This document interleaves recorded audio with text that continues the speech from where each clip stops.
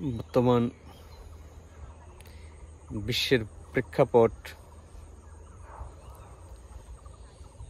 সারা পৃথিবীতে কম বেশি বিভিন্ন স্থানে চলছে ধর্ম নিয়ে যুদ্ধ, হত্যা,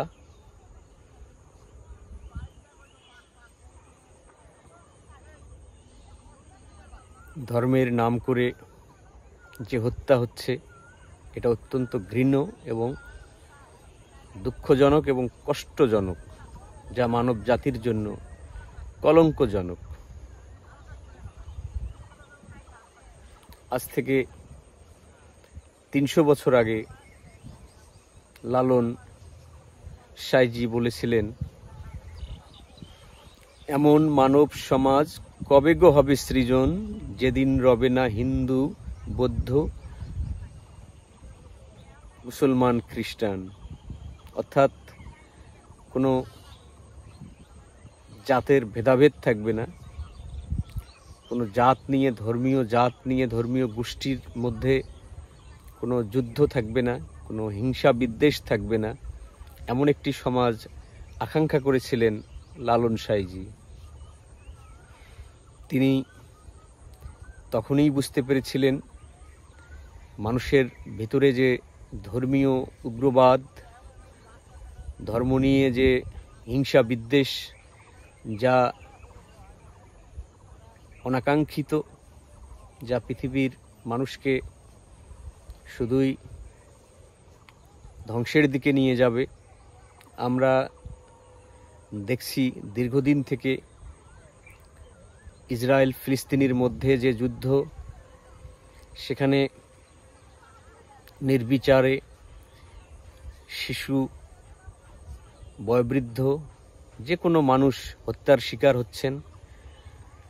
সেখানে আস্তে আস্তে দুর্ভিক্ষ চলে আসছে, ক্ষুধা, দারিদ্রতা, সব কিছুর সংকট তৈরি হচ্ছে, চিকিৎসার ঘাটতি ঘটতেছে।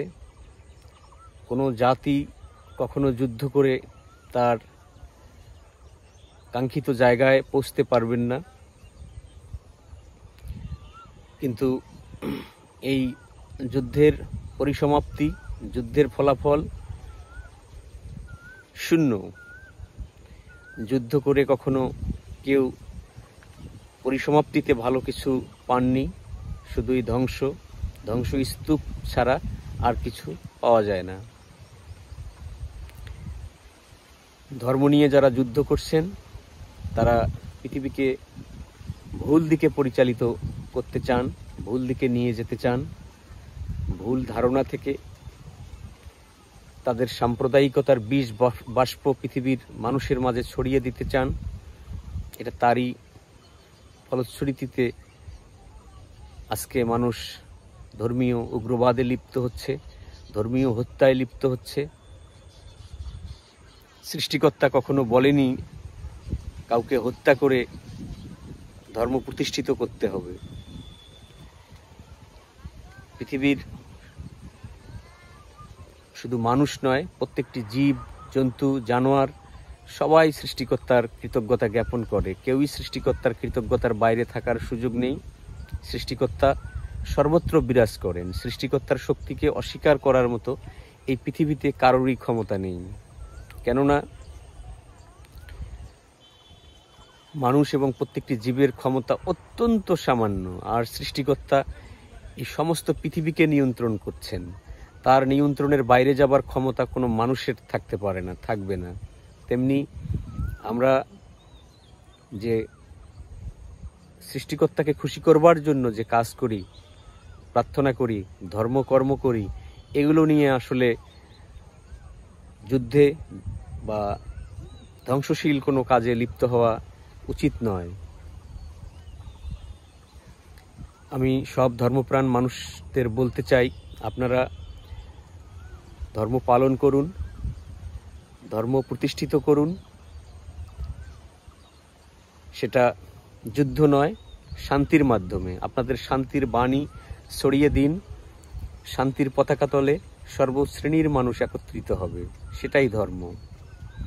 যা মানুষকে বিবেকবান করে, যা মানুষকে সুন্দর করে, যা মানুষকে একজন মানুষ আরেকজন মানুষকে ভালোবাসতে শেখায়, সেটাই ধর্ম। ধর্মের নাম করে মানুষকে হত্যা করা, মানুষের ধর্মীয় অধিকার ক্ষুণ্ণ করা, এটা ধর্ম নয়। প্রত্যেকটি মানুষের ভিতরে বিবেক আছে, তার ভিতরে সৃষ্টিকর্তার সম্পর্কীয় ধারণা আছে। প্রত্যেকটি মানুষ সৃষ্টিকর্তাকে স্মরণ করতে চায়, সৃষ্টিকর্তার প্রতি কৃতজ্ঞতা জ্ঞাপন করতে চায়, এ ব্যাপারে কোনোই সন্দেহ নেই। হয়তো বিভিন্ন জনার মাধ্যমটা বিভিন্ন রকম হতে পারে, কিন্তু আমরা কখনো কারো বিচারক নই। আমরা কখনো কারো ধর্মের প্রতি ধর্মীয় যে বিচার আচার ধর্মের কারণে, এটা আমরা করতে যাওয়া আমার মনে হয় ব্যক্তিগতভাবে সঠিক নয়। বিচারক শুধুই সৃষ্টিকর্তা, সৃষ্টিকর্তাই বিচার করবেন কার কি হওয়া উচিত, কার কি বিচার হওয়া উচিত, কার কীরকম শাস্তি হওয়া উচিত, এটা সৃষ্টিকর্তাই বলতে পারবেন। সবার ভালোবাসা সবার দরকার। সবাই সবাইকে ভালোবাসুন, ভালো থাকুন। ধন্যবাদ সবাইকে।